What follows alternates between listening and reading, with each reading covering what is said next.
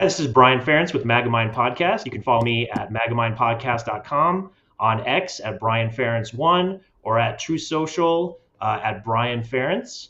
With me is a special guest, Jason Goodman, founder of Crowdsource The Truth. Say hello, Jason.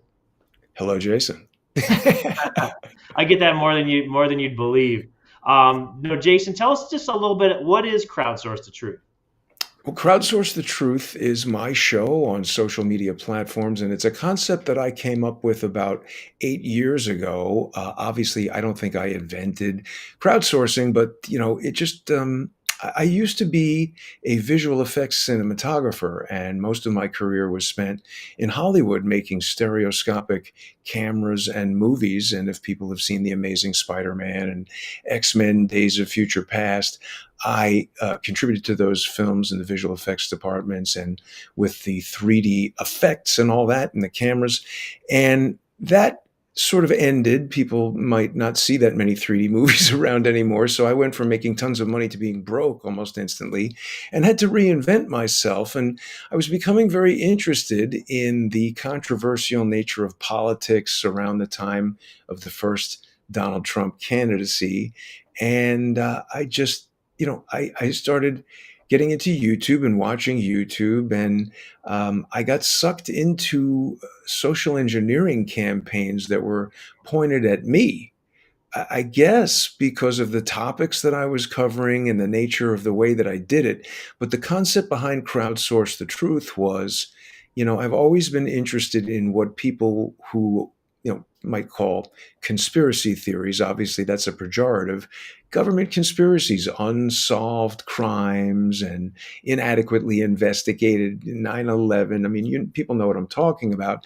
And I like to approach it from the standpoint of just really scrutinizing evidence very carefully, not jumping to conclusions or just believing the earth is flat because somebody says that, but really delving into, and I mean, offend half the audience there talking about the earth being flat, but really getting into the evidence. And I think I have a unique approach, and I think that it triggered some of these social engineers. And what I mean by that are people who enter the social media sphere to control narratives. And when you start talking about things that maybe are disfavored by whether it's the government or a corporate entity or a wealthy individual, it's, I think, not going to be crazy for people to contemplate that if someone is, let's say, doing a multi-billion-dollar crime, like stealing money from USAID or something like that,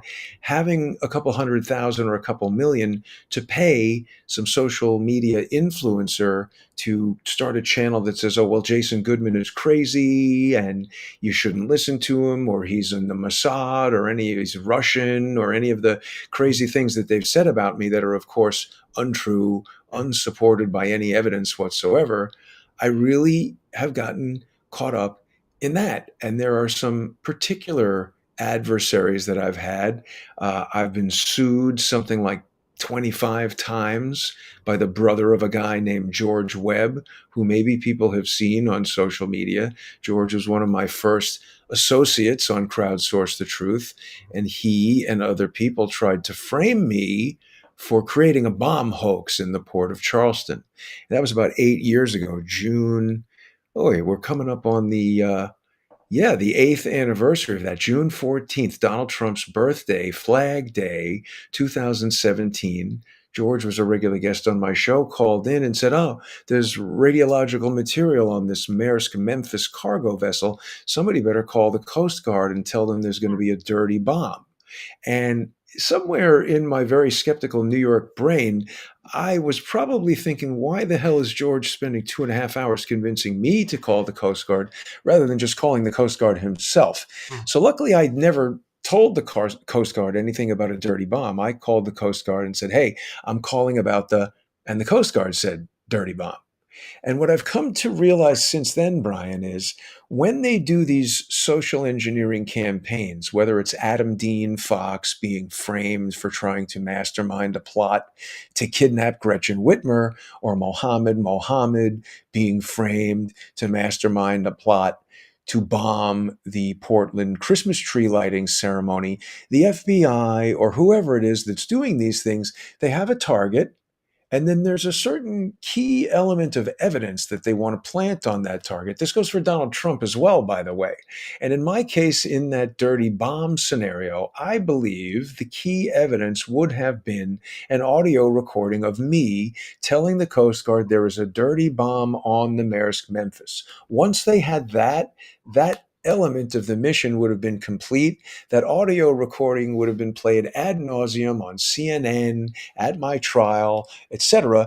And I would have been either stuck in jail for 10 or 15 years or killed in jail or put on trial for 5 years, draining all my money, dragging my family through a psychological torture. And whether I prevailed or lost at the end, this would all be used in 2017, 18, 19, 20 to demonstrate to the public that we can't have idiots like Goodman making his own news program. We need the FCC to give out journalism licenses, and we need a disinformation governance board, and we need to censor information on the internet. But because I never said dirty bomb, that plan sort of failed. And George Webb, being an irresponsible drunk, was arrested in his car at the side of the road that night, interrogated by the FBI, and nothing ever really happened.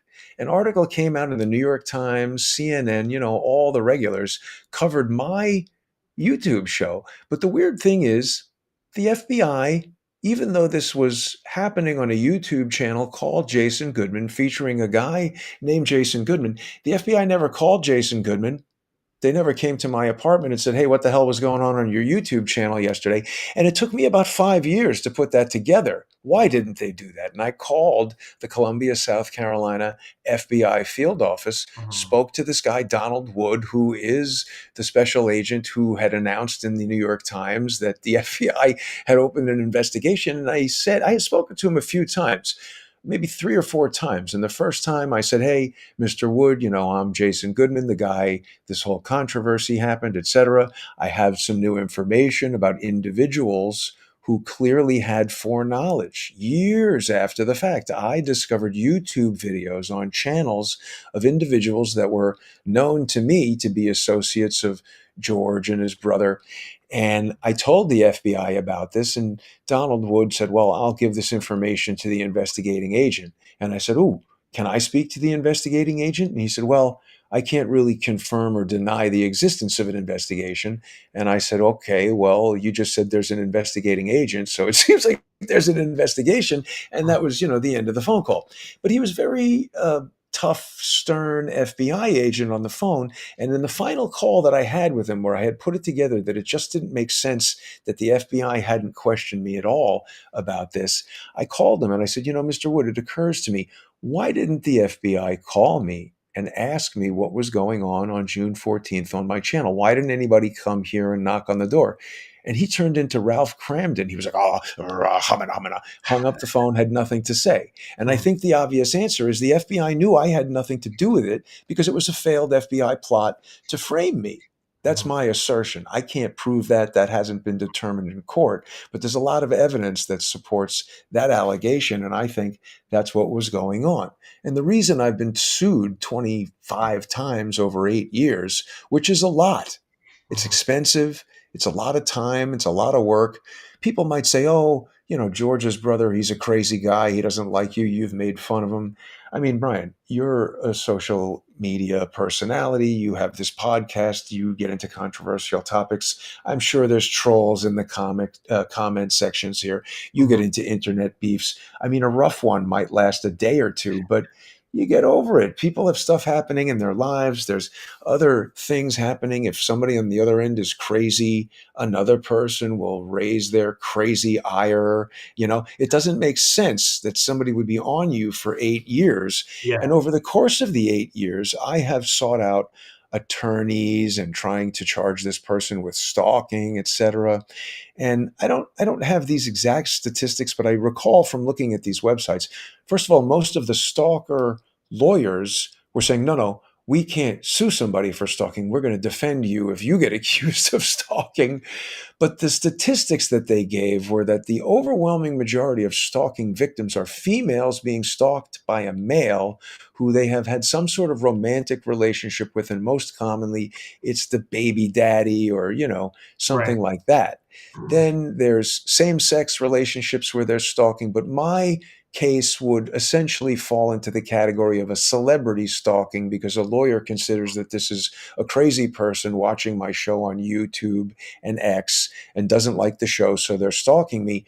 But the average duration of these incidents, even when people have children together, is 1.8 years.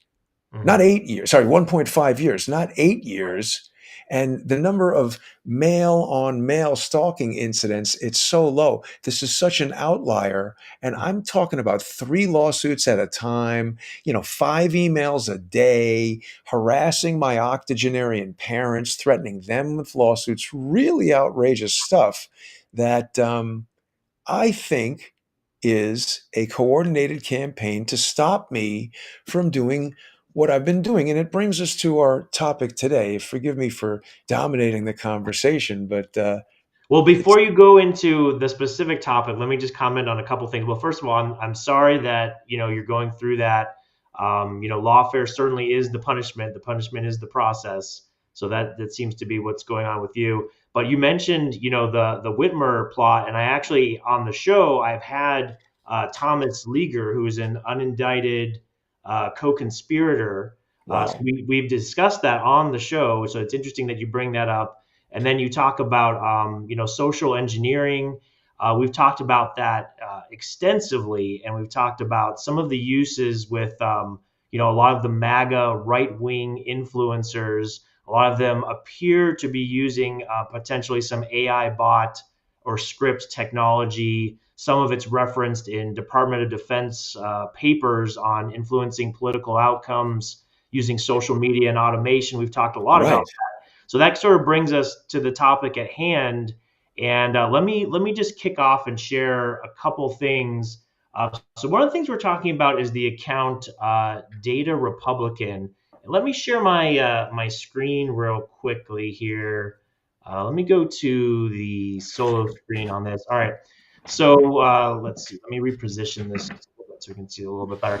All right. So one of the things I noticed Data Republican a little while ago when she was doing a lot of posts on USAID, USAID, and there were some really interesting things that came up just from my point of view there. One was that she was mentioning, oh, okay, all these companies are exposed. Here's how the money flows. And some people were questioning, well, wait a minute, some of this money flows to companies that then directly donated to a 501c3 called Turning Point USA. And Ooh, Data wow. Republican, of course, she used to work for Charlie Kirk in her profile. Wow. She mentioned that she worked with him on election stuff. So she really quickly steered the conversation away from Ooh, that. Now, wow. just to be clear, it wasn't going directly to Turning Point USA, but 3 companies received USAID money directly from the US government and then made large donations directly to Turning Point USA. And so, and she was, oh, don't look at this. This doesn't apply. She forgot Hmm. how money laundering works, how it works.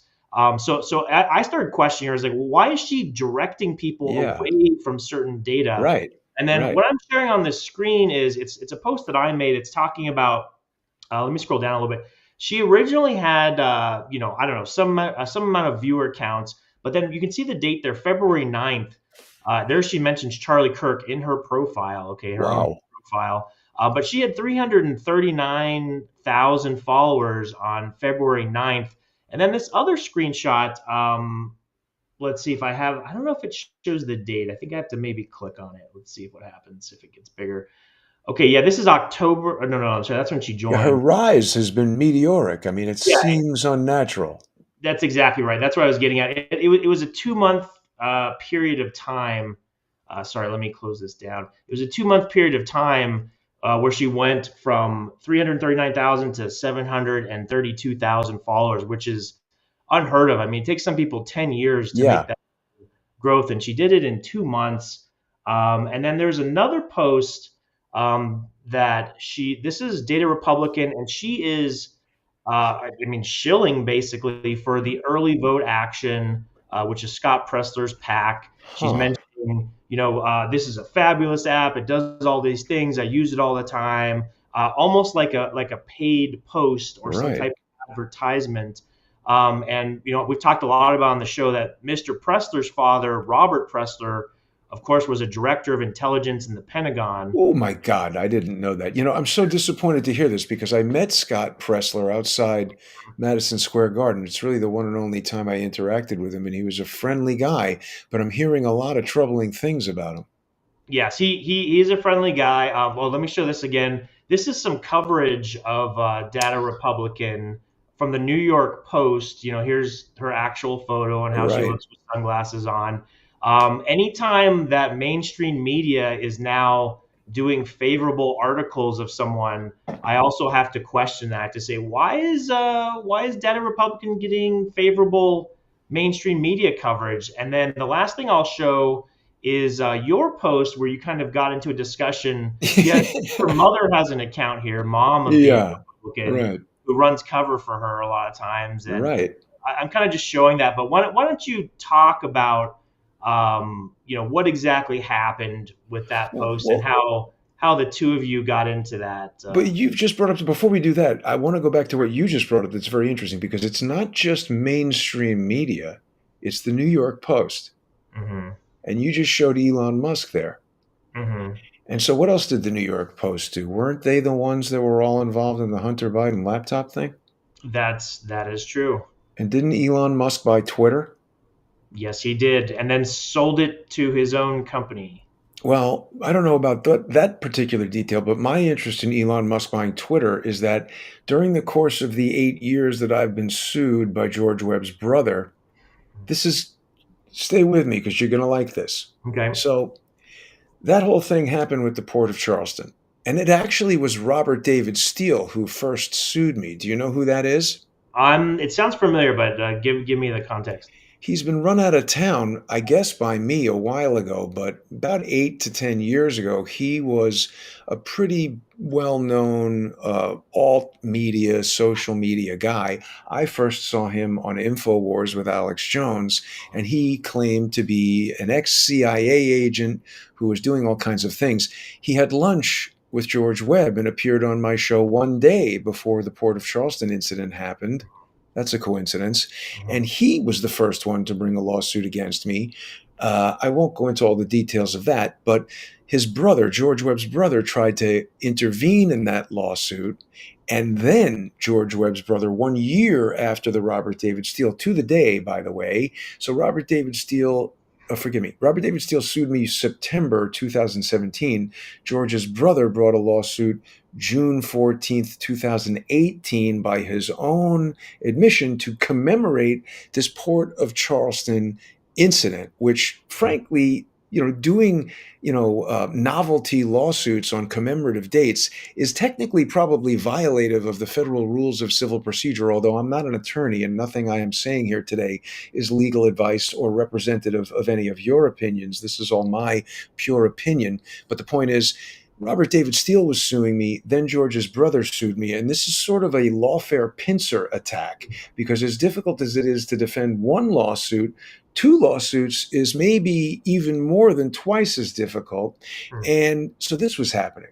And there were multiple lawsuits stacked on top of me. And what was happening was partially because I didn't have enough money to hire an attorney, and partially because I don't really trust attorneys, I was defending myself pro se. Mhm. And the side effect there was I believe I was far too difficult of an adversary for them to defeat.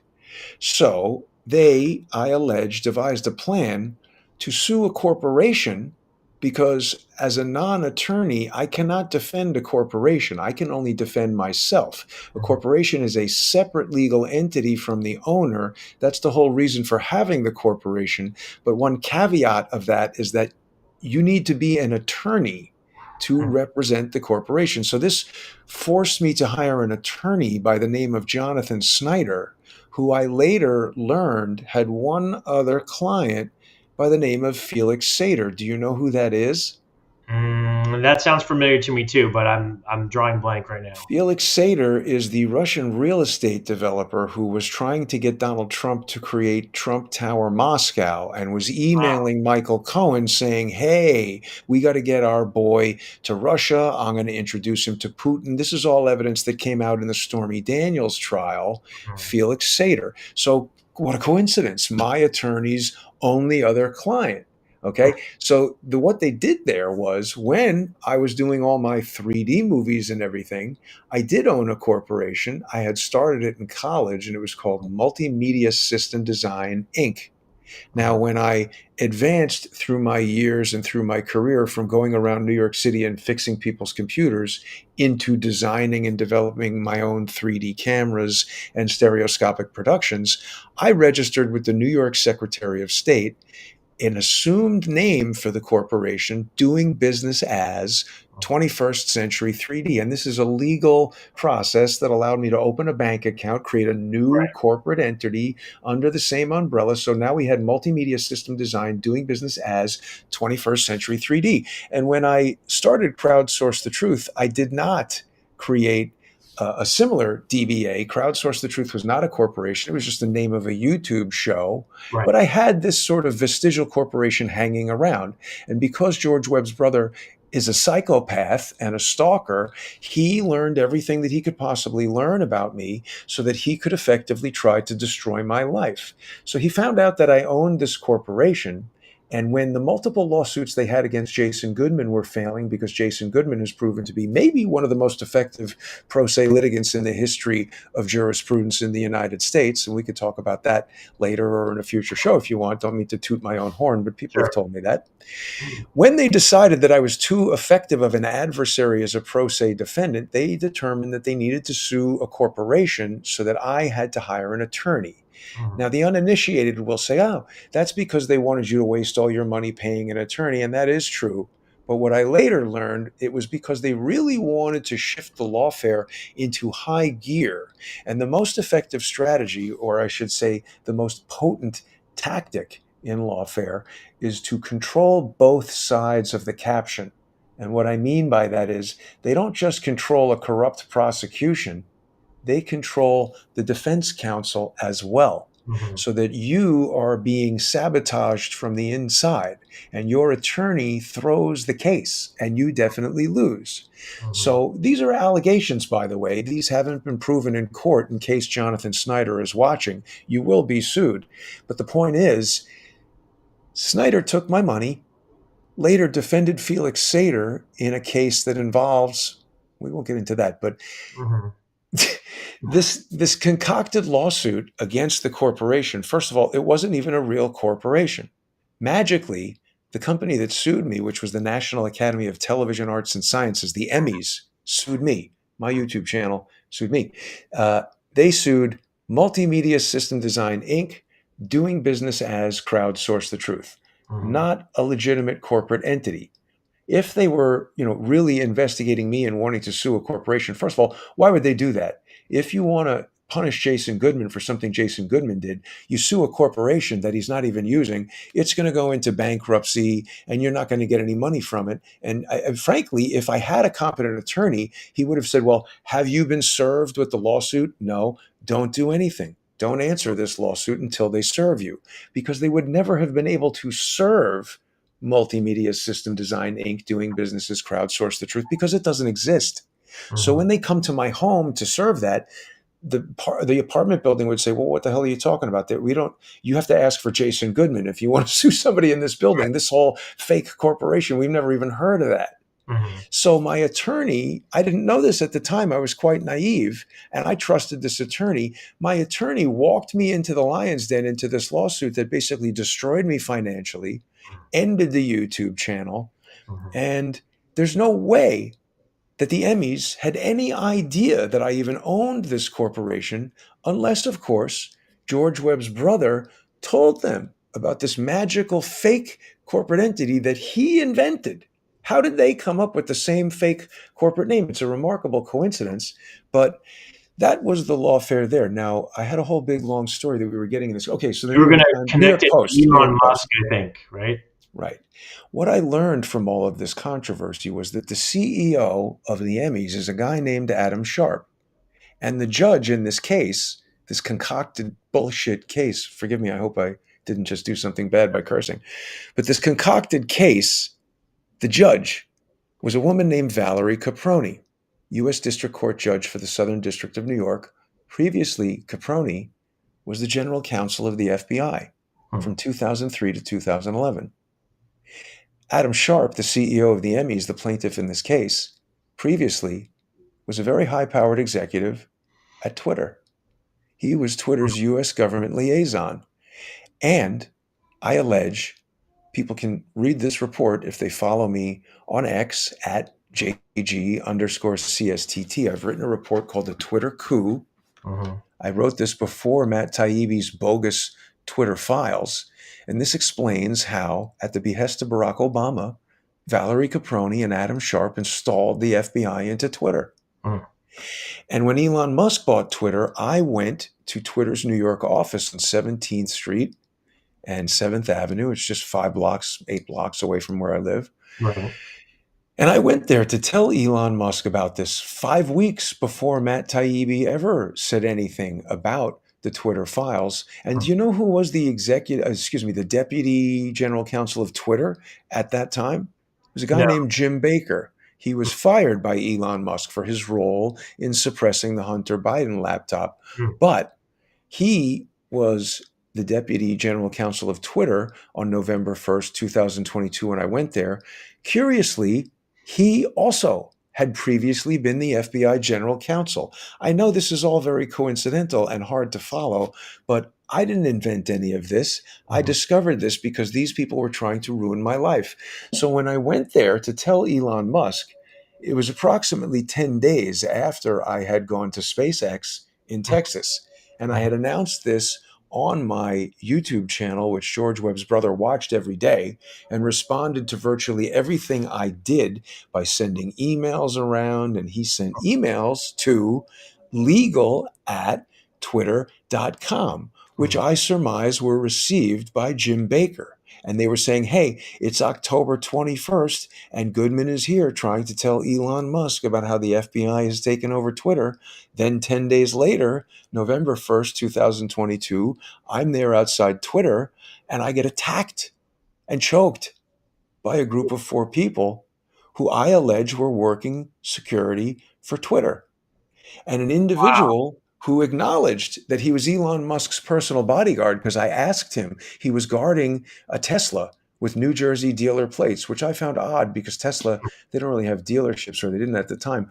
But this guy looked like he had stepped out of the UFC octagon, and he was wearing a bespoke dress shirt printing a concealed carry weapon in the small of his back, which is Hmm. totally illegal in New York City. And he's guarding this Tesla. And I said to him, hey, I see that you're armed and I don't want to alarm you, but can I sit over here on this fire hydrant and hand this letter to Elon Musk when he walks out of the building? And he said, you can do that.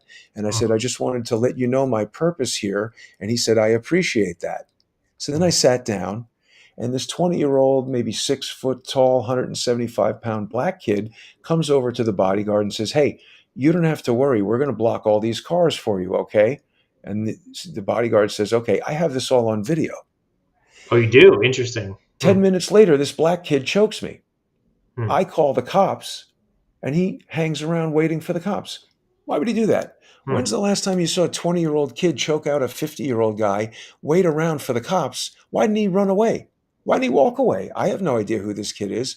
So the idiot cops write me a summons for disorderly conduct, where Hmm. they admit that an individual known to the department told the undersigned, the police officer writing the ticket, that the Hmm. defendant, me, created a public disturbance. That's why I got the disorderly conduct ticket. But I also have on video the police interviewing Elon Musk's bodyguard, the only other guy who was in public, who says he didn't see or hear anything. So, first of all, he lied to the police because I looked right in his face as I was getting choked. And he looked at me with a look of shock that I didn't understand at the time because, first of all, this guy could kick anybody's ass right there.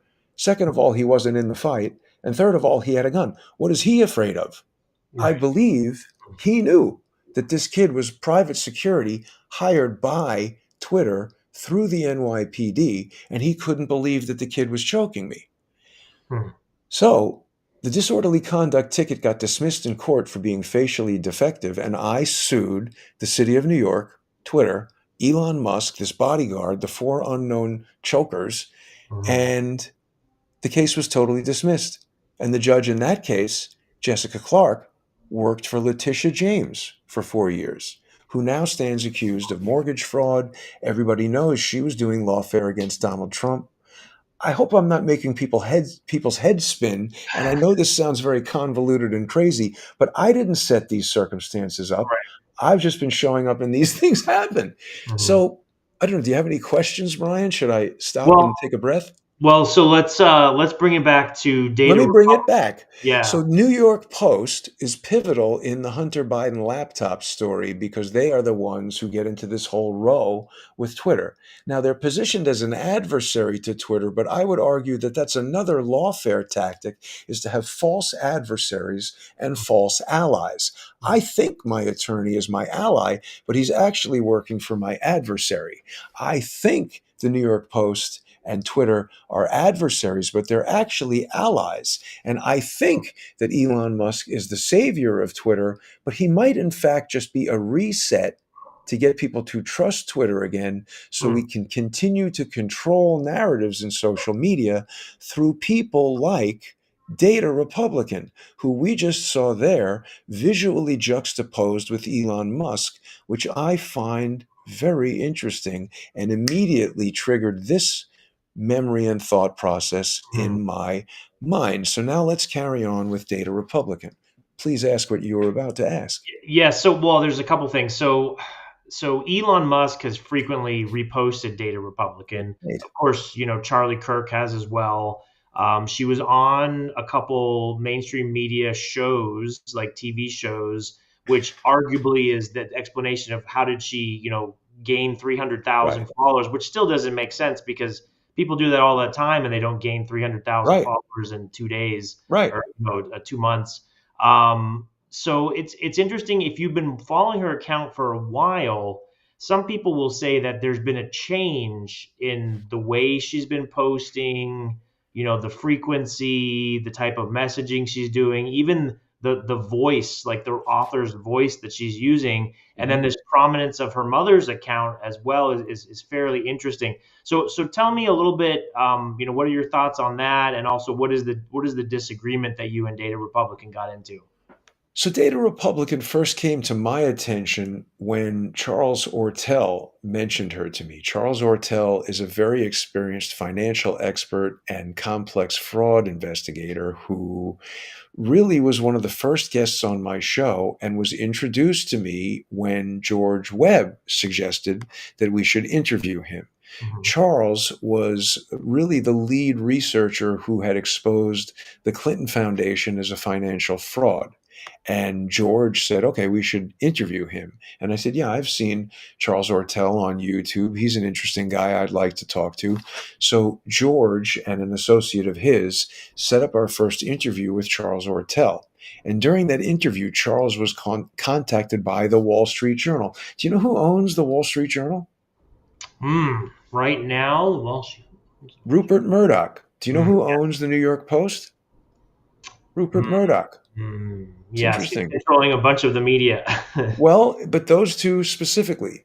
So a Right. journalist from the Wall Street Journal contacts Charles and tries to get Charles embroiled in this whole thing that we could do a series of podcasts about, so I won't bore you with right now, having Mhm. to do with this guy, Peter Smith, who at the time had been in pursuit of the 33,000 missing Hillary Clinton emails. Now, Right. I always had a problem with that number, 33,000 emails, because I would think there were many, many more emails that the Secretary of State would have during her tenure than 33,000. And I would also encourage people to take note of the occurrence of the number 33. Now, I'm not into magic or gematria or anything like that, Mm. but there is a technique called steganographic messaging, steganography. It Mhm. is the hiding of messages in plain sight. Now, Mhm. digital steganography involves actually encoding data into a JPEG or some sort Right. of digital image. But steganography can be also, if you've ever seen the artist Salvador Dali, or arguably, I should say, he engages in steganography in that depending on how you look at the image or how if you stand very far away, you might see one thing, you get close up, you see another. But the concept of hiding a message within a message, hiding it in plain sight, that is steganography. And Mhm. if people moving forward pay attention to the occurrence of the number 33, I allege it is a steganographic marker so Mhm. that the people who are aware of it will say, 33,000 emails. This is one of our stories. Mhm. We now know that this is under control. Okay. So that always bothered me. How many years, by the way, does General Michael Flynn always tell us he was in the Army? Ooh, that's a good question. I'm not sure. 33. Is it 33. 33? He doesn't say more than 3 decades. He doesn't say almost 35 years. Mhm. 33. Which, Always. let me interrupt you just for a moment. Since you mentioned General Michael Flynn, we were talking about Scott Pressler and the Early Vote Action PAC. Guess who's one of the early donators to the Early Vote Action PAC? Probably Flynn. Yeah, it's the Fight Like a Flynn PAC specifically. Yeah. So just a little nugget for you. But anyways, continue going on. Yeah. So so Charles Ortel, right. So basically we got out of that. They failed to nail Charles Ortel because see, shortly after that, the FBI came and interviewed Charles Ortel. And again, see, this is another one of these key elements of evidence, like with me, how I allege they wanted this recorded phone call of me speaking to the Coast Guard. Mhm. I believe what they were trying to do with this guy, Peter Smith, was to convey 33,000 fake emails to Charles. Peter Smith, I have seen emails from Peter Smith to Charles prior to Smith's death, where he's saying, hey, Charles, I'm going to get these 33,000 emails from these Russian hackers. I don't think they're associated with the Russian government, but they're going to be rich with information about the Clinton Foundation. I want to give them to you. And Charles is an incredibly honest guy. He is the straightest arrow I have ever known. And he was saying, no, Peter Smith, I am not at all interested in stolen emails from hackers. I only want public domain evidence, IRS filings, websites that these people have published. He doesn't want any kind of secret clandestine information provided by somebody who stole it. He's not interested in any of that. And I believe that the failure of Peter Smith to transmit this illicit material to Charles resulted in the FBI having nothing to nail Charles with. You see, because you remember during Crossfire Hurricane, I guess, they jammed up a guy named Jerome Corsi. Do you know him? I've heard the name before, but Dr. Jerome Corsi, Roger Stone, and Charles Ortel were involved in an email exchange where Charles was just watching the news and he emailed one or the other of those guys saying, hey, Julian Assange was just on the news saying he's got evidence that's going to put Hillary Clinton in jail. Don't one of you guys know Ted Malloch, who's a American economics professor at Oxford? Maybe you could send him to go talk to Julian Assange. And the FBI seized on this email because what happened was Corsi calls Ted Malloch, and he called him from an iPhone using FaceTime. mhm. Now, Corsi explains that he did that because, and I believe this, Corsi is like 75 or something. Mhm. And I don't know, you look younger than me, but I can still remember the days of, hey, take it easy. That's a long distance call, and they're Right, charging you by the minute. right. And you still, if you don't have a plan on your phone, you can get charged a lot for calling London. Calling from FaceTime to FaceTime anywhere in the world is free. So Corsi calls his, and maybe he's calling Ted Malloch on FaceTime all the time. I don't know. You got FaceTime, use it. It's nothing suspicious about using FaceTime. But remember the San Bernardino shooter, how the FBI wanted to penetrate his iPhone? Yes, Because I the do. end to end encryption of the iPhone at the time was allegedly unbreakable by the FBI. So the FBI seized on this FaceTime phone call from Corsi to Malloch. They arrested Corsi and questioned him. He described a torturous questioning period, and he's, an older gentleman at the time. He doesn't like being in a room without food and without his wife and without the bathroom. I think you could be 40 and not like that. Mm. But same thing with Roger Stone. They raided his home. Roger Stone's wife, I believe, is deaf or hearing impaired, and she was very frightened by the whole incident. Stone was frog marched out of the place. He's also in his 60s at the time. Never a violent crime in his history. Why do they need guns in the FBI? They could have called his attorneys and said, you need to surrender by Monday, or we're going to arrest you. And a reasonable person who's not a criminal would come right into the FBI office. But they're putting tons of pressure on these guys because I allege they wanted to say something like, hey, Charles Ortel, we have all these stolen emails transmitted to you by Russian hackers. We could put you in jail for 15 years, or you could say, Donald Trump told me to get these, and then we're going to use that to nail Donald Trump.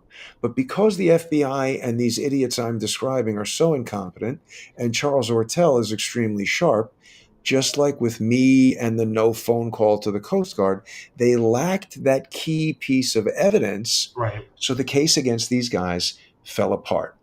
So the take us back to Data Republicans. So Charles, flash forward 8 years later, Charles and I have become very close associates, very close friends. We do 2 shows a week, Sunday with Charles, and now Charles has moved to Malaysia. So on Wednesdays, we Oh. do Charles Ortel is overseas, and he's a brilliant man, a mentor of mine in many ways, and certainly a financial expert, a complex fraud analysis expert, and a funny, great guy. We have a lot of good conversations. And Charles says to me a few months ago, hey, there's this account, Data Republican, that's publishing all this information about NGOs. And Charles is enthusiastic because, hey, here's this large and growing account that's publicizing all this information that's very important to me that I've been spending 8 years trying to get out into the public. So this is appealing to me. And by the way, if you read the writings and listen to the recorded public presentations of Valerie Caproni when she's the FBI general counsel, she's talking about these kind of things. In the early 2000s, the FBI is very concerned about something they describe as going dark. And what this is the FBI's concern about the proliferation of digital technology that allows things like end-to-end encryption, FaceTime, and even, Minecraft or whatever video game you're playing where you can communicate with people. It wasn't that long ago that if you wanted to communicate with someone in a distant city, you had one choice. It was a wired telephone. And if the FBI didn't like what you were doing, they could get up on that wire and listen to every single thing that you say. Well, now we have cell phones. Okay, we got to get on that. Oh, and now you have FaceTime. We got to get on that. And now you have Signal and you have all these different ways of communicating. The FBI is saying, hey, wait a minute. We're losing control over here. We're going dark. So Caproni is the first person in the FBI who I hear talking about this. Maybe there was somebody before that, but I don't think so. And her time in the FBI coincides with the rise of this technology. And the infiltration of Twitter coincides with the FBI's success in having a little GPS device with a microphone that when you consent to the user agreement of, sure, I want to send out tweets, you're allowing them to listen to the microphone and track your GPS location and do all this kind of stuff. So it's a perfect place for FBI to stick their chocolate into Twitter's peanut butter and monitor what, Saudi Arabian dissidents and whoever the hell they want to track, you, me, whoever. This is what the FBI wants to do with Twitter, I allege. And I think Elon Musk has done that again, because when I brought this lawsuit, Goodman versus the city of New York, and I sued Elon Musk, I contacted his attorney. Elon Musk's attorney is famously known to be a guy named Alex Spiro, who is a partner at a law firm called Quinn Emanuel and somebody else, but Quinn Emanuel. It's a very fancy law firm. Alex Spiro charges $3,000 an hour.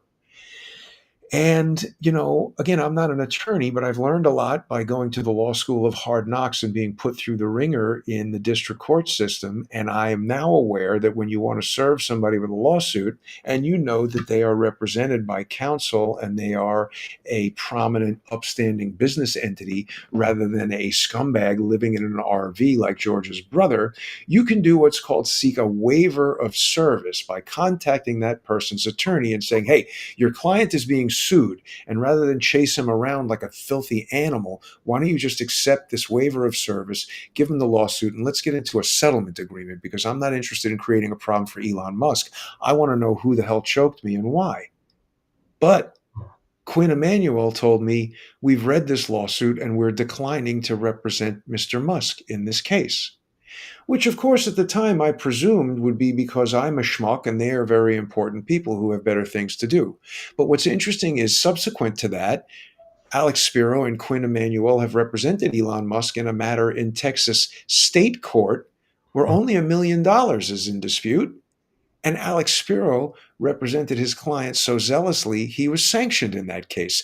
So it didn't make any sense to me that they wouldn't represent him in this case where I'm accusing him of having some sort of illicit deal with the NYPD, where his personal security is allowed to conceal carry weapons in New York City, where that is extremely illegal. And the police know the people who attacked me, and he's avoiding service like crazy until I locate his personal home and serve him at home with a process server. That was hard to do.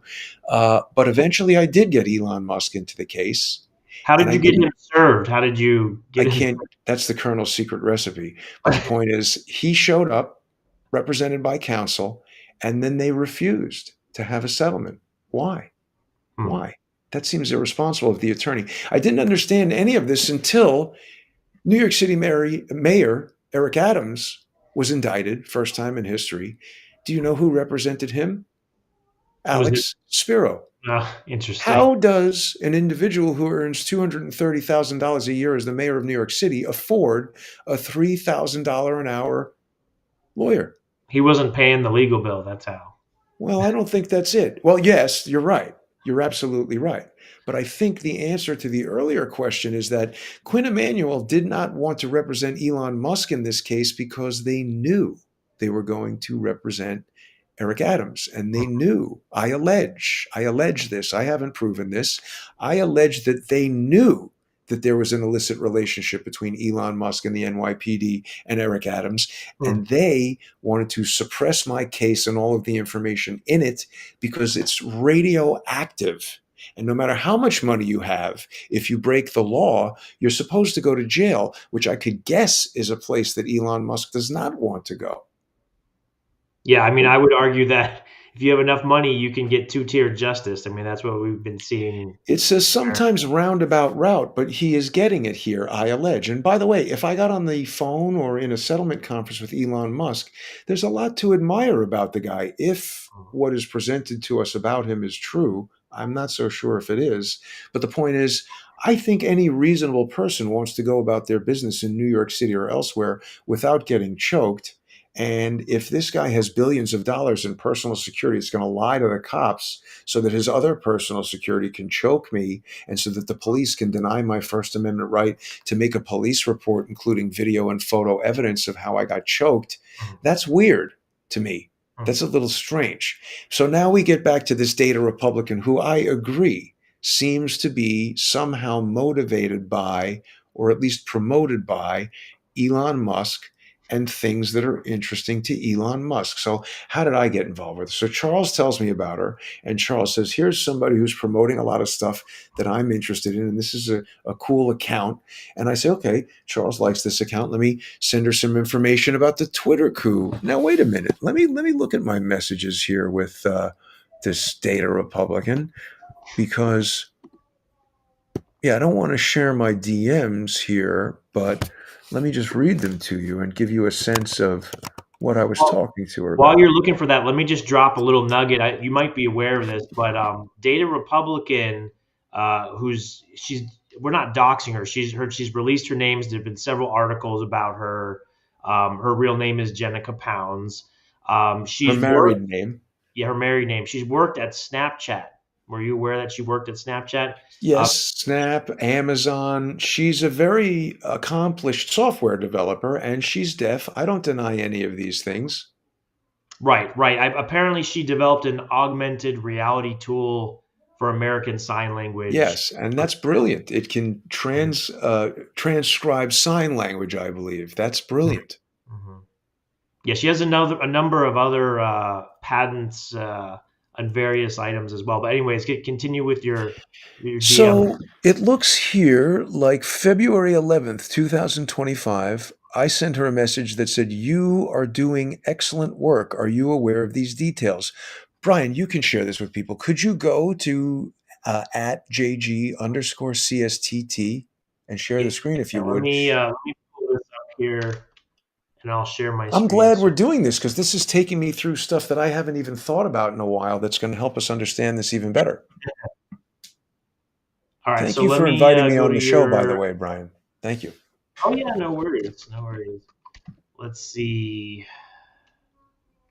Give it to me one again. It's at JG underscore CSTT, correct? CFTT, yes, crowdsource the truth. So that's my All right. main And Twitter let there. me share my screen, and then you just tell me where to Right. go. So let me do Yeah. this. I'm gonna have to move it around. Oh, and let Looks me go like me, back right? to AI cartoon yeah. of me. It does. It does. Let me Thank move you. this around so we can see it a little bit better.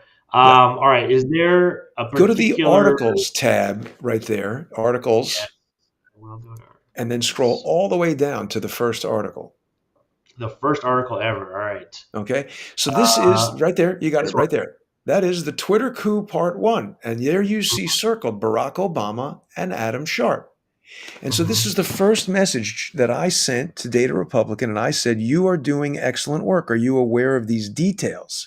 So she was probably talking about something to do with censorship in Twitter. And I sent her Mhm. that. And then I also said, after Trump won in 2016, Adam Sharp left Twitter to become the CEO of the 501c6 National Academy of Television Arts and Sciences. That's the Emmys.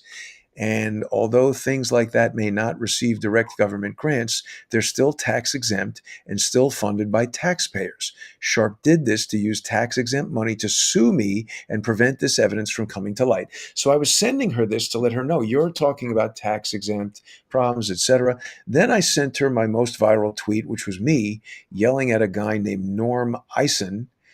People might have seen that. I went to the Stormy Daniels trial and I said, Mhm. "Norm, you lied to create this whole trial, and you coerced Michael Cohen to pay Stormy Daniels with his own money in a lawfare operation intended to entrap Trump."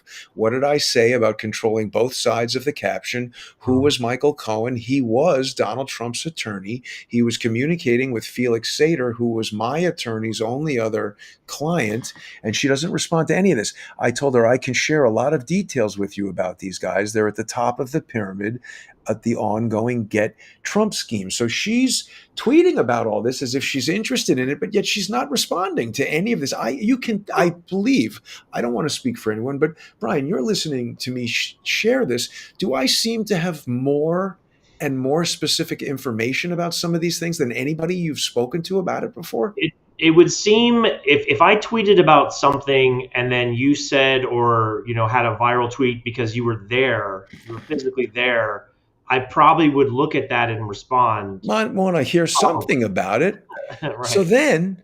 then this was April now. I send her a big expose I did. Let's see. Go back to the Twitter, the X page there, Here, and let me click on the share. highlights tab, please.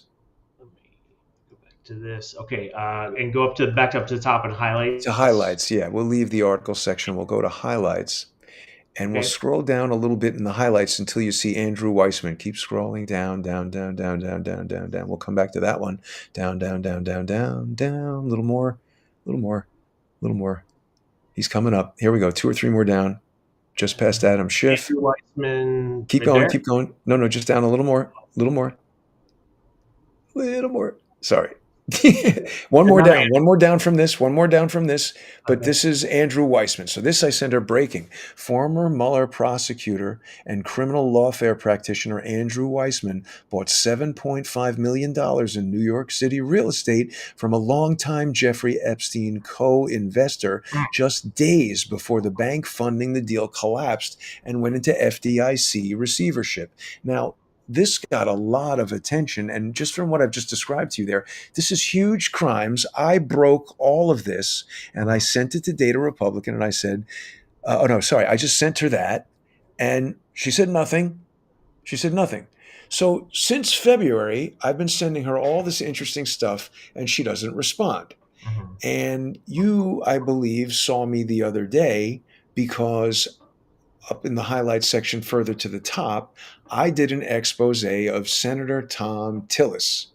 Let And me go. again, I found a lot of information that I don't believe anybody had ever found before. That's closer to the very top, that Tom There. Tillis one. There it is. There it is. Down, down, down. Sorry. With him standing in front of the Capitol with his wife down one more. Oh yeah. Okay. There it is. Right there. Right. So in here, I talk about the hidden empire of Tom Tillis, undisclosed deeds, rental income, and massive felonies.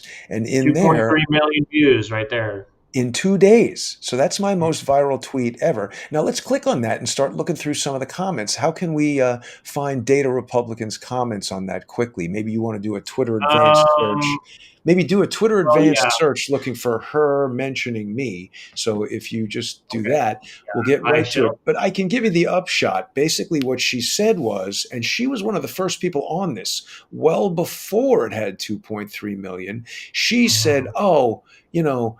Jason, or JG underscore CSTT is focused on this quit claim deed. There she is. I reviewed it again. Yeah, I don't think I'm mistaken. Quit claim deeds are normal in real estate transactions. I used to invest.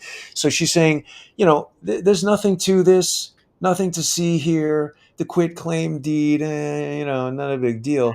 But if you look through that tweet, the quit claim deed is like the stubbed toe on the cancer patient. This guy has got an LLC where the four members are him. His name is Tom Tillis, Tom Mhm. Roland Tillis. So he's a member listed in the LLC as Tom R. Tillis.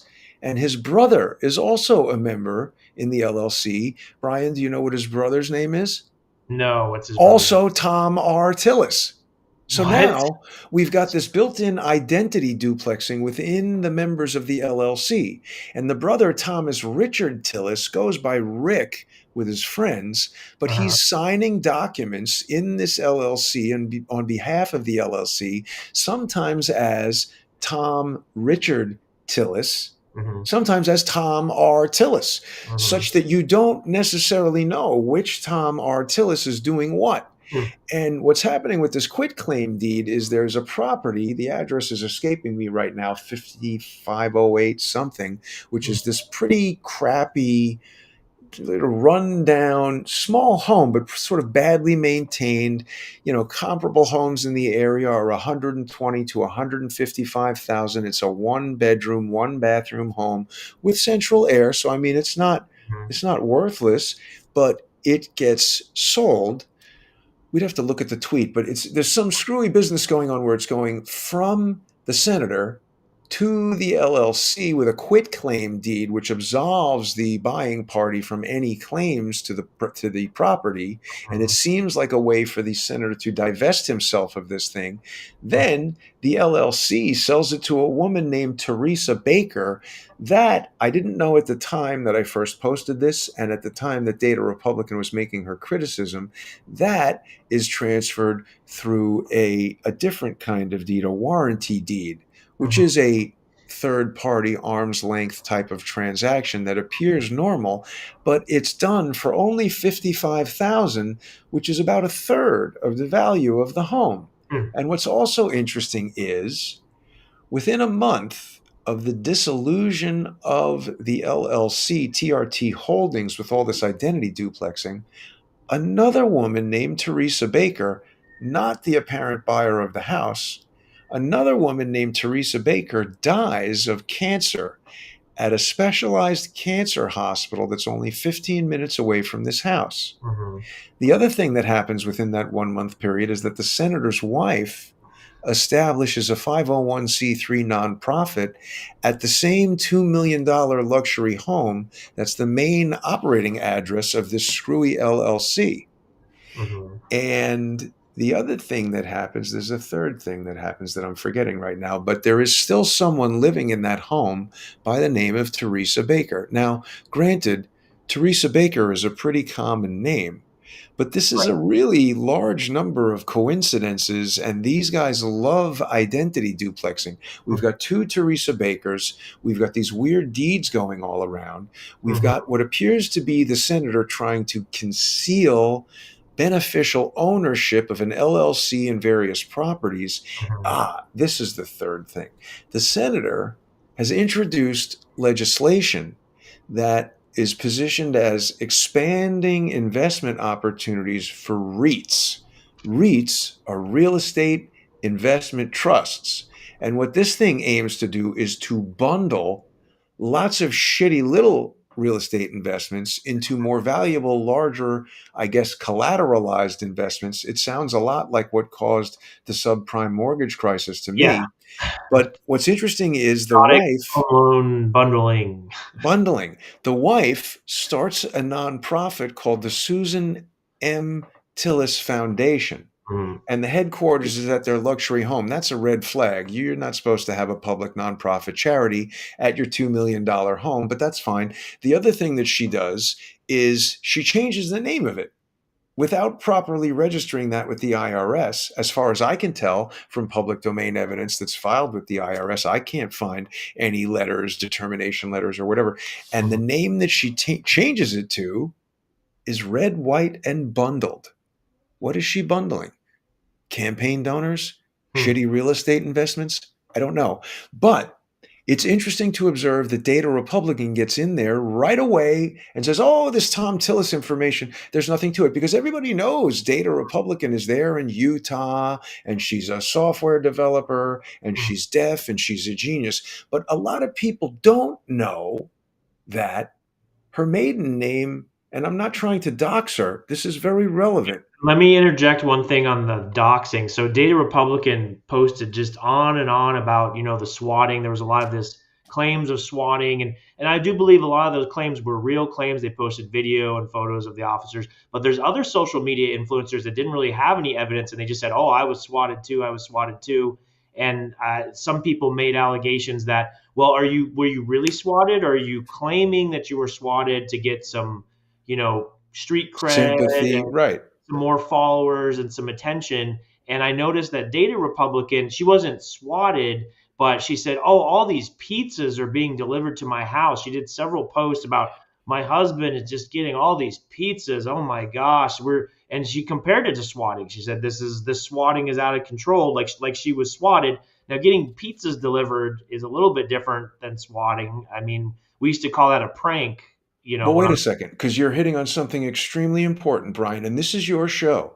I respect that. I respect you for inviting me on here, and I don't want to do anything to harm you or this show. So you need to decide if we're going to talk about this right now. But she's not doing what you've just described to necessarily just get sympathy or clicks or whatever. Hmm, I've been swatted. I have an idea of who it was that called the police. hmm, And see, I think, I can't prove this, but I think she's talking about these pizzas and this swatting so that when people like you and I talk about what we may be about to talk about, hmm, she can allege, oh, these guys are creating a danger to my family by saying that, take hmm. it off the internet. Yeah, Because I what guess. I learned is, let me drip this out and you tell me if you want me to proceed. Well, we talked about it, and I think it's fine because I'm just preface this that what we're going to discuss, the Data Republican does not live at this address anymore. We're not even going to give the address, but the home that we're talking about does not live there anymore. So it's clearly not doxing. There's And no furthermore, danger of swatting. no one should do anything. Do not call anyone. Do Right. not threaten anyone. Do not take any action based on anything that I say. That is my explicit instruction to anyone who is listening, because it will be used against me, it will be used against Brian, and it could be used against you. But Data Republican, whose maiden name is Humphrey, grew up in North Carolina. And what's interesting is, as you said, her family has sold this home, and I believe her father Show is a picture of deceased. the home here. There's a It's picture a of the nice home. house. Hmm. I believe her father is deceased, but his name was James Humphrey, and this house is on James Humphrey Place. Now, that could be a coincidence, but my mind immediately goes to that looks like a brand new or a pretty new house, and it's on James Humphrey Place, and it's originally owned by James Humphrey. I wonder if he doesn't have something to do with real estate development in North Carolina, which is the same thing that Senator Tillis seems to be involved in. And Data Republican doesn't give a shit about what I say until the second I mention Tillis. It's Mhm. interesting, isn't it? That is interesting, and there's not that many homes that I know of that are, extremely wealthy for the area, where the street is also named after the owner of the home. I It's mean, coincidental for sure. I have no proof that this means anything other than what we are saying, but I find it extremely coincidental. hmm, Now, Brian, very tell me, am I a conspiracy theorist? well. I like conspiracy theorists personally because conspiracy theorists are basically undefeated. I mean, what are we, like 99 out of 100% for conspiracy theories? I mean, I have a list actually I've posted before. Here's all the conspiracy theories that were proven true, and it goes on and on and on and on and on and on and on. I mean, you could name 100, just recently that were proven true. So I'm a big fan of conspiracy theories personally. Yeah. Well, I just say it so that people can understand what we're talking about. I think it's intended to be a pejorative. I think we are looking at a vast conspiracy, and I am certainly presenting my theory. As I said, these things haven't been proven in court. These are allegations. I welcome Jenica Pounds to refute anything that I'm saying. Let's talk about the mother. I'm not going to reveal her real name, although I do know it. And I have about 361 days left on the statute of limitations where I'm going to decide if I sue them or not, because this account that purports to be her mother, that I suspect is probably a sock account operated by Jenica, because what could be more sympathetic than the mother of a deaf girl defending her, talking about Jesus tells her to do this and that, and Jason is the devil. I'm a terrible guy, according to them. The mother went on her 50,000 strong Twitter account, Mm-hmm. X account, and said, "Oh, Jason's a terrible guy," and he was making fun of Jenica being deaf or claiming that she's not deaf. Something I would never ever do. And I'll reveal something that I haven't ever discussed before. I've had multiple deaf friends in my life. In high school, in the 80s, I had a TTY machine in my house. Nobody deaf in my family. I was communicating with a deaf friend. Mm-hmm. And when I had my career in Hollywood, a close associate of mine, I don't want to say too much about this because people might be able to figure out who it is, but there was a deaf person there. And I am very sympathetic to the deaf. I would never make fun of someone for any handicap, let alone this person for being deaf. So when the mother said, "Oh, Jason made fun of her for being deaf or denied the truth or whatever it was," I said, that is an outright lie. And the comments were like, "Oh, he's a scumbag, unfollowing him." And they're spreading this lie deliberately to generate public hatred against me. And I said, "Listen, this is a litigation warning. You Mm-hmm. need to retract this and apologize to me in this specific way from your 750,000 follower account, not from this little bullshit account where you put this defamation out there and have it hanging out there. And you have all, by the way, the small account, I don't know if you can go to the mother's account where she's pounding on me, but a 50,000 follower account has all this engagement from a negative tweet about me. How does that happen? That doesn't seem organic. Is Let Elon me Musk or share that. someone boosting these different things to shit on Jason and elevate Jenica Pounds? I don't know, but it sure seems like it. Let me share this one, and this is something I just want to mention because we talked about it. So, Good Eagle TV is commenting on this post, and he's saying the Data Republican is a Flynn Network member. In my Yeah, estimation, New York rise from nowhere, pushed by the Flynn Network, pushed by yeah, local Flynn operators, who attempted to downplay the USAID money that was funneled into Flynn Network hands. I remember, and then he's quoting, this interaction between you and mom of Data Republican, which is right, interesting. It's Data underscore Republican. You right, talk about dual identities right, is interesting. right. Um, and then And she, see, there's her apology. See, so yeah, that is getting very little engagement, but I believe they expect to walk into court with that and say, "Oh, we apologize, so it's been retracted." That is not adequate. because they're doing something very specific here that is designed to have the maximum impact to harm me and mitigate their downside risk. That is not going to work as far as preventing me from suing them. It might prevent them from, losing a substantial money award to me, but that will be up to a judge. And let me share one other post. This is something that TPC at TPC 123 is saying about Data Republicans account. Something's a bit off about her. She blamed an overheating hard drive the last time she falsely claimed something. And Ridiculous. here's the post. It says, my initial run, which produced 60,000 rows, I didn't find these awards. My hard drive overheated before I could do the full pass. So that is That's a kind of idiotic. strange Come on. thing to say. That's It doesn't idiotic. really make She's using a Winchester drive, or what is that? You're trying to tell me she doesn't have NVMe memory? This is ridiculous. Nonsense. I mean, I would expect that she has and Solid this is state memory. relatively recently. I mean, it's she probably is Yeah, a solid state drive. of It's course. probably liquid nitrogen cooled or Of something course. crazy like that. I mean, it This doesn't is make any ridiculous. Stupidity. yeah, She's a yeah. fake, in my opinion. Mhm. Well, and you bring up the interesting point about her steering people away from certain topics, and that's kind of been mine and other observations of the account. There's other evidence that I could show. Um, it seems like she's there to push certain narratives, and as she's setting herself up as a data expert, so that when she gets tapped on the shoulder, she can say, "Oh no, as the data expert, Right. don't look at this, but put your attention over here on these things only." And thank you for those, 700,000 followers, Mister Elon Musk or whatever Department of Defense, AI botnet automatically makes you famous on internet, Twitter, at the drop of a hat. So thank Something you. like that. You and I are on the same page with this, Brian, I think. Yeah, yeah.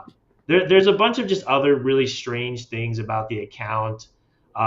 She mentions all the time that she has a Substack where she's wants paid subscribers, and she has quite a few apparently.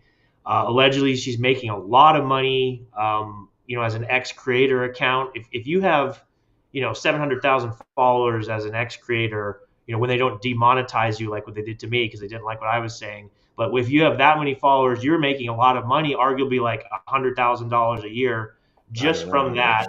Maybe a lot. Supposedly, by her own claims, she's working for Doge or with Doge and being compensated or something like that. So, she's got that money coming in. Um, There's another thing that I found. yeah, go ahead. There's a house that I believe either she or her husband, or she and her husband, I haven't proven this. This is an allegation, but I believe they own this house in Utah. And the county registrar in their county there in Utah has no record of the deeds of this house, but there are other databases that use crawlers and spiders and various things to aggregate this information when it was on the internet. And I have seen information that would seem to indicate that over $3 million in loans were given against this house that's worth something like 1.4 million. So I don't understand how you get almost 3 times the loan from one item of collateral. Seems Hmm. weird to me, but there's a lot of screwy business going on that can't be explained.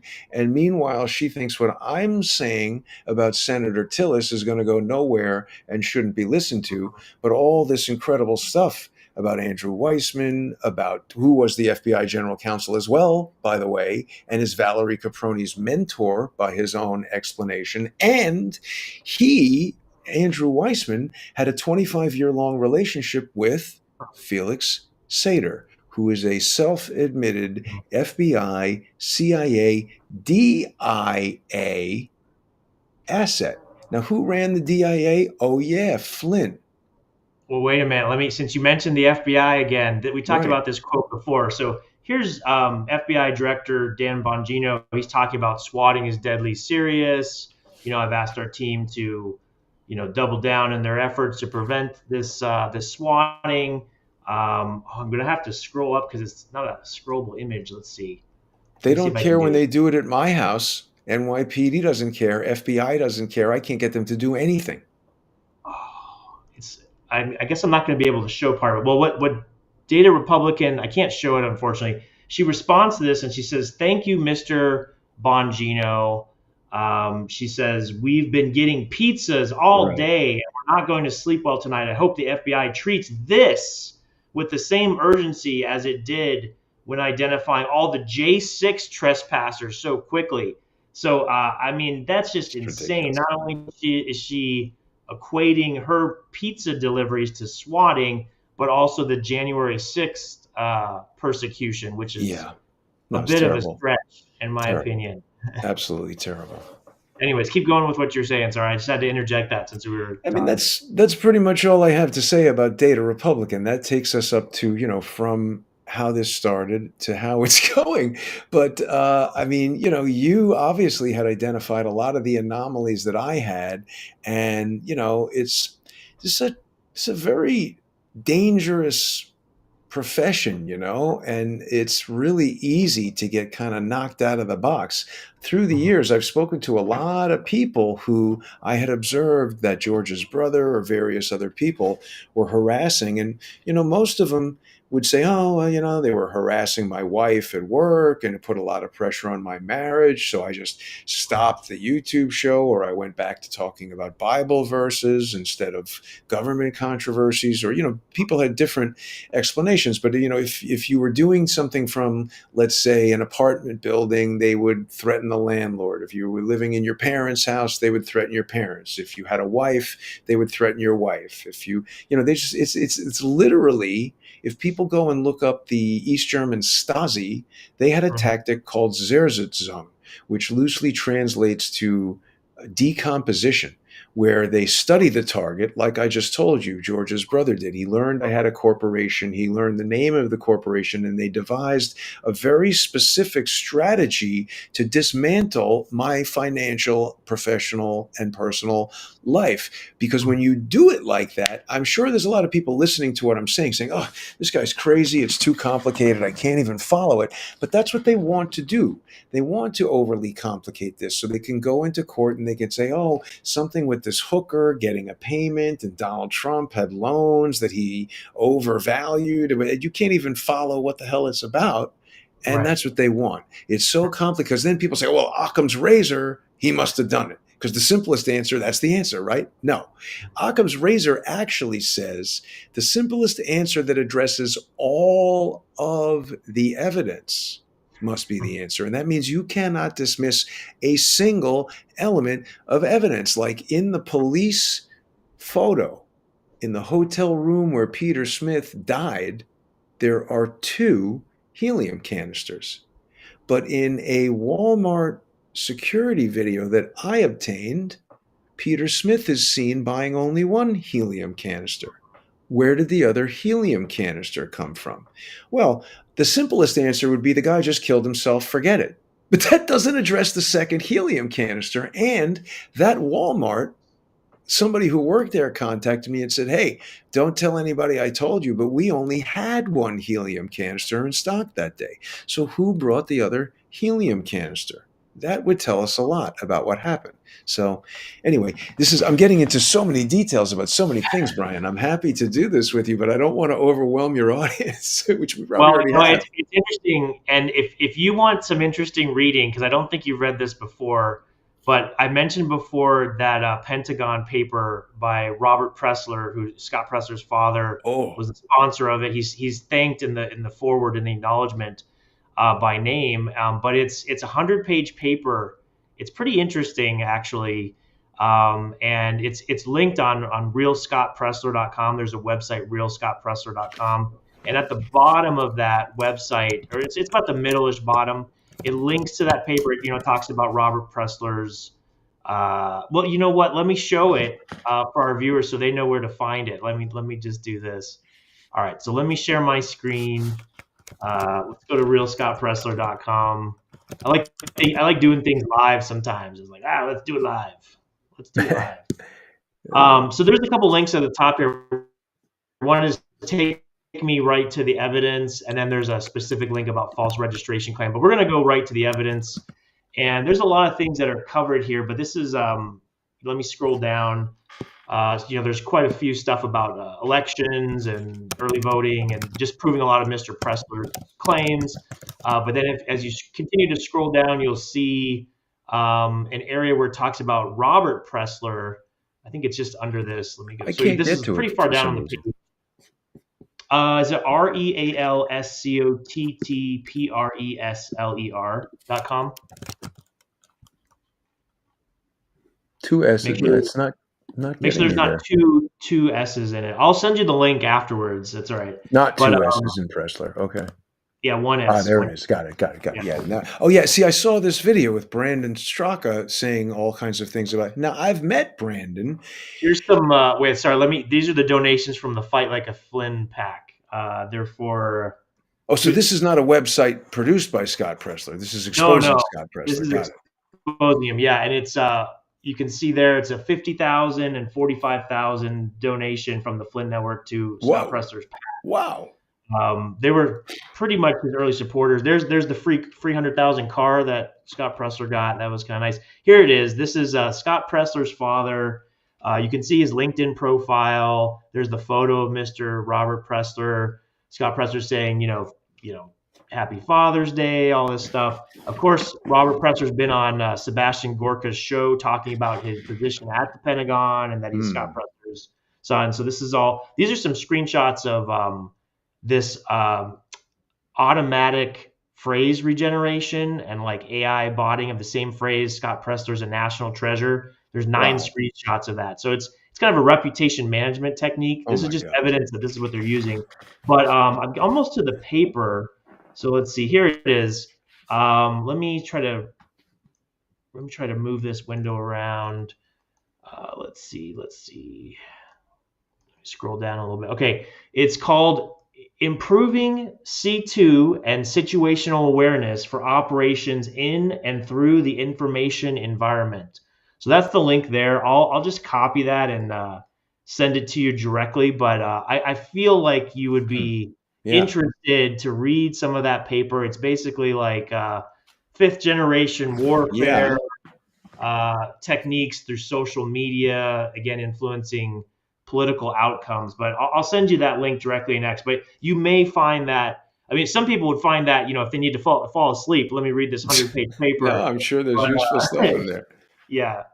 Anyways, Wow. I'll just put it in the X message to you. But Hmm. yeah, take a read at that. And because I believe that, these MAGA influencers, some people like to call them Con Inc., conservative Inc., but really Con Man Inc. is kind of that's how I interpret it. They're there as controlled opposition. And, they're given this prominence. They're suddenly made internet famous. And it's under these conditions. Like you have to run with these narratives. Anytime we call distract against from these things, don't ever say these things. And I can imagine how useful it would be. And then if you deploy these MAGA influencers along with some kind of AI bot army, it's extremely powerful in influencing public opinion. And you talk Yeah. about social engineering, and that's where we are. Yeah, and I think that's who is responding to the mom of Data Republican about, Jason getting the devil excited or whatever kind of nonsense they were talking about. Now, Brian, I think I could talk to you all night, but I am a little bit losing my voice from running my No, I mouth so understand. much. We've done about an hour and a half, so it's good. But I really appreciate you coming on the show, Jason. Really fascinating topics. So some of our viewers are going to have to go back and listen to some of the sections if they join late. But I really appreciate having you on. Shout out, your Twitter handle and your website one more time. Absolutely. People can follow me on X at JG_CSTT, like Jason Goodman _crowdsource the truth. People can also go to crowdsourcethetruth.org. I'm on Substack. I'm on Subscribestar, Patreon. I really appreciate you inviting me on, Brian. It's the first time we've ever spoken, and I really enjoyed the conversation. I hope we'll have another in the future, and please Yeah. feel free to contact me anytime. Yes, I will. Thank you very much. And I did send you that link. So thanks again for coming on the show. For my viewers, this is the MAGAMind podcast, magamindpodcast.com, or wherever you get your podcast. Just search for MAGAMind, one word, and then podcast. You can follow me on X at Brian Ference1. on True Social at Brian Ference, and on Gab at Brian FE, and of course, brianference.com. So thank you again to all our viewers, and God bless.